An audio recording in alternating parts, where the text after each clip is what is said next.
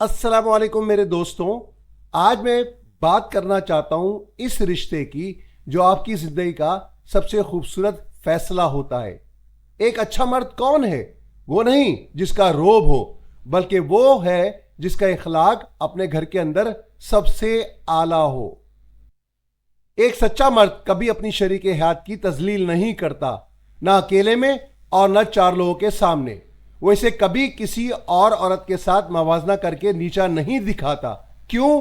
क्योंकि वो जानता है कि इसकी बीवी अल्लाह का दिया हुआ एक अनमोल तोहफा है, कोई मुकाबला करने वाली चीज नहीं। एक मजबूत मर्द वो है जो अपनी बीवी को कभी प्यार और तवज्जो के लिए तरसने नहीं देता। वो इसकी राय की इज्जत करता है और इसके एहसास को अपनी अना के नीचे नहीं दबाता।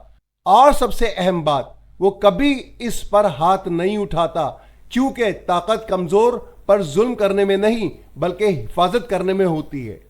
मेरे भाइयों, कभी इसकी कुर्बानियों को मामूली मत समझना।